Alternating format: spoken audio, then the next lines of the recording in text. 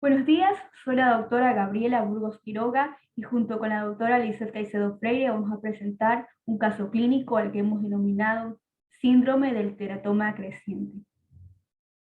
Como objetivos, tenemos determinar la causa del síndrome de teratoma creciente y establecer cuál es el manejo terapéutico de este síndrome. Antes de entrar al caso clínico, vamos a hacer un pequeño recuento de esta enfermedad como el cáncer de testículo. El cáncer de testículo es relativamente poco frecuente, representa menos del 1% de los cánceres, sin embargo es el tumor sólido más común en hombres entre las edades entre 20 y 34 años. La incidencia mundial es el 0,4% con una mortalidad del 0,1%. Hasta que termine el año 2022, se diagnosticarán alrededor de 9.910 nuevos casos de cáncer de testículo y alrededor de 460 hombres morirán por esta causa. Acá vemos un cuadro donde vemos que de los tumores de testículo el 95% son tumores de células germinales y un 5% del estroma gonadal. Los tumores de células germinales a su vez se dividen en seminoma, que son un 50%, son la mayoría, los no seminoma un 35%, sin embargo estos no seminoma tienden a crecer mucho más rápido, y los mixtos un 15%. De los no seminomas encontramos el carcinoma embrionario, al coliocarcinoma, al tumor de saco vitelino, al teratoma. Aquí mucha atención con los teratomas porque de ellos es que vamos a hablar en el caso clínico. Y este teratoma tenemos maduro o inmaduro, aunque esta distinción no tiene mucha importancia porque el tratamiento es igual. Los factores de riesgo del cáncer de testículo tenemos a la clitorquidia, al tumor testicular contralateral, al componente hereditario y al síndrome de Klinefelter. La mayoría de los pacientes con tumores de testículo presentan un nódulo testicular doloroso, indoloro, induración, aumento de tamaño y eritema del testículo, alopatías supraclaviculares, trombosis venosa, embolia pulmonar, masas retroperitoneales o ginecomastia. Los marcadores tumorales son muy importantes para determinar el pronóstico y hacer el seguimiento de estos pacientes. La beta-HCG y las fetoproteínas son los más importantes. La beta-HCG puede estar elevada tanto en tumores seminomatosos como no seminomatosos. Es importante tener en cuenta aquí sus cifras, por ejemplo, un valor mayor de 5.000 unidades por litro de beta-HCG posterior a una orquiectomía nos indican que puede haber una metástasis cerebral, por tanto es indicativo de hacer una resonancia magnética cerebral. La fetoproteína, en cambio, solo se asocia a tumores de células germinales no seminomatosos. Y la LDH es mucho menos específico que estos otros dos marcadores, tiene alta tasa de falsos positivos y por tanto no se debe tomar como único marcador para hacer seguimiento o pronóstico de estos pacientes. El diagnóstico y tratamiento primario. Ante una masa intratesticular sospechosa, debemos realizar un examen de un historial clínico, un examen físico exhaustivo, los marcadores tumorales que ya les nombré, perfil de química, ultrasonido testicular. Tratamiento primario consiste en cirugía, en una orquiectomía inguinal radical con su respectiva biopsia, y hay ciertos casos en los que se puede realizar una biopsia del testículo contralateral. ¿Cuáles son estos? Cuando hay una masa ambigua sospechosa en ecografía, cuando hay un testículo clitorquídico, una atrofia marcada. Además, hay que considerar el bajo esperma de aquellos pacientes en edad reproductiva que van a ser sometidos a ciertos tratamientos como quimio, radio, cirugía, que pueden comprometer su fertilidad.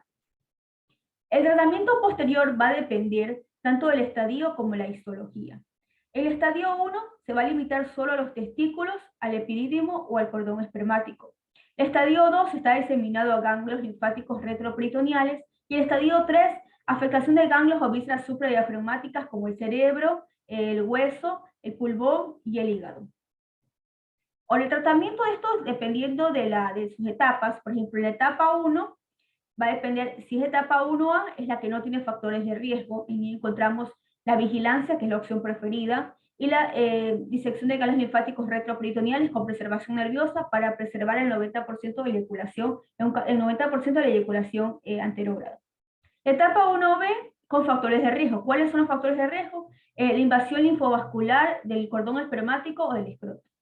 En ellos encontramos como tratamiento disección de ganglios linfáticos retroperitoneales con preservación nerviosa, quimioterapia por un ciclo o vigilancia, pero ojo aquí con la vigilancia.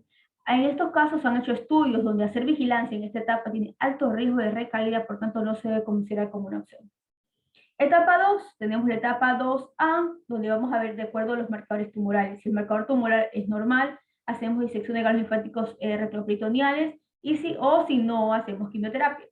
Pero si el marcador está elevado, de una hacemos quimioterapia. En la etapa 2B hacemos quimioterapia. Ahora, después que hacemos quimioterapia hay que evaluar la masa. Si la masa está mayor o igual a 1 centímetro, tenemos que hacer disección de ganglios linfáticos retroperitoneales bilateral. Si tiene menos de 1 centímetro, se va a vigilancia. Ahora, en el caso de no seminoma metastásico avanzado, va a depender del riesgo, si es riesgo bajo, riesgo intermedio, alto. Depende de esto, se dan 3 o 4 ciclos de quimioterapia. Y la evaluación posterior depende de la respuesta de la masa. Si la respuesta es completa, se va a vigilancia. Si la respuesta es parcial, tiene que hacerse resección de esas masas residuales. Si la respuesta es incompleta, se va a segunda línea. En el caso de metástasis cerebrales, se hace quimioterapia, radioterapia y o cirugía. Y acá vemos los regímenes preferidos de quimioterapia. El teratoma, que es el que les dije que vamos a hablar en el caso clínico. El teratoma es un tumor de testículo de tipo no seminomatoso que representa 5%. No hay mucha diferencia entre su porcentaje entre los niños con los adultos. Está originado por células con capacidad pluripotencial y por tanto formado por tejido de las 3 hojas embrionarias. A pesar de su aspecto histológico benigno, tiene gran capacidad metastásica. Ahora, cuando le damos tratamiento a un paciente con tumores de células germinales, la masa que queda le pueden pasar 3 situaciones. Puede ir en un crecimiento lento, pero progresivo, usando fenómenos de compresión, estructuras y órganos vecinos. Puede transformarse de forma maligna de teratoma hacia tipos tumorales sarcomatosos, o puede haber un crecimiento rápido en ausencia de elevación de marcadores tumorales de grandes masas quísticas que aumenta de tamaño hasta que provocan fenómenos compresivos. Y esto es lo que se ha denominado síndrome de teratoma creciente. El síndrome de teratoma creciente fue propuesto por primera vez descrito por Rogoderis en 1982 al estudiar a un paciente con un crecimiento expansivo y rápido de lesiones quísticas retroperitoneales. Se presenta en un 2 a un 7,6% de pacientes con tumores de células germinales metastásicos. No tiene una causa específica, pero se cree que se origina a partir de elementos tumorales quimioresistentes y remanentes de las masas metastásicas.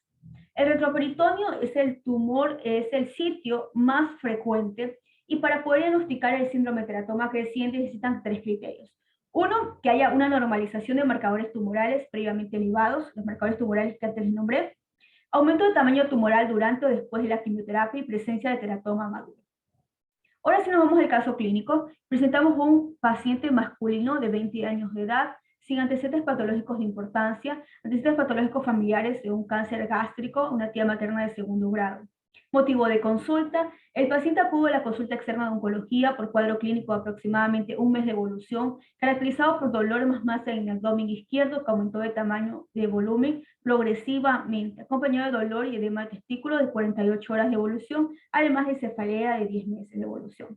Al examen físico llama la atención en la mama derecha la presencia de un nódulo móvil, no doloroso, de aproximadamente 4 centímetros, en el abdomen una masa dura, dolorosa, semimóvil en hipocondrio izquierdo, y en el aparato genitourinario en testículo izquierdo, doloroso, con edema y una masa aproximadamente 2 centímetros.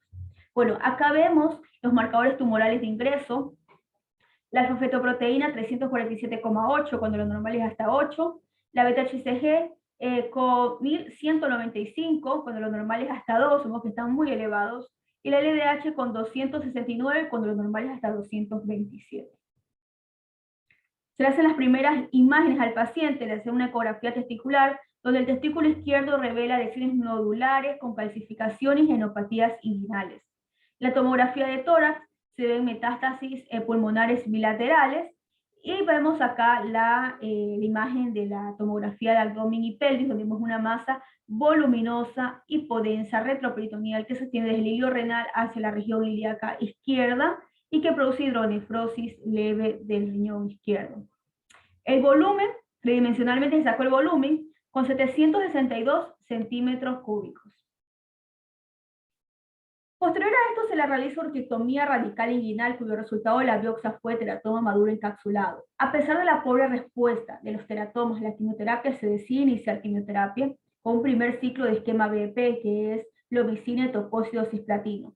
Posterior a este ciclo de quimioterapia vemos cómo disminuyó. Acá vemos los marcadores iniciales, y acá vemos después de la primera quimioterapia, de 347 a 112, de 1195 a 18.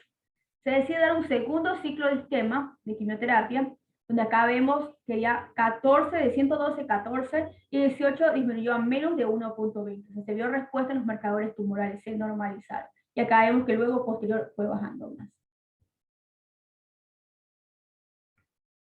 Se realizan nuevas imágenes al paciente junto con los cirujanos y los oncólogos del hospital oncológico donde estaba este paciente. Se evalúa la masa tumoral ganglionar y se le considera irresecable. Una masa que aumentó de volumen, que estaba envolviendo grandes vasos, ya con un volumen de 1.606 centímetros cúbicos, se la considera irresecable. Tenía gran necrosis tumoral y en este hospital no había cirujano vascular ni prótesis relacionadas, por lo tanto, la consideran irresecable en este centro. Le dan 2 ciclos más de esquema, de otro esquema de quimioterapia, esquema TIP, y posterior a esto se le realiza otra imagen donde vemos que la masa está más grande, 2.219 centímetros cúbicos. Se deriva a un centro de mayor complejidad quirúrgica, se lo deriva a Quito al paciente, donde en este hospital, bueno, consideran que la masa por comprometer grandes vasos es igualmente irresecable. El paciente regresa al hospital de origen, donde se realiza otra imagen, la masa en aumento sigue ahora con 2.476 centímetros cúbicos. Tenemos una gran masa. Se decide realizar inyección percutánea con etanol. Acá vemos la masa, vemos que se le extrae primero 210 de líquido, recordemos que la masa es quística, se le inyecta 70 ml de alcohol al 96%, se esperan 30 minutos y se retira. ¿Para qué se le inyecta etanol? Bueno, porque para que produzca una necrosis coagulativa de las células, provoca agregación plaquetaria, isquemia de los pequeños vasos, y esto provoca que las células provoquen una necrosis, células tumorales. Como todo este procedimiento fue por ecografía, vemos aquí la masa,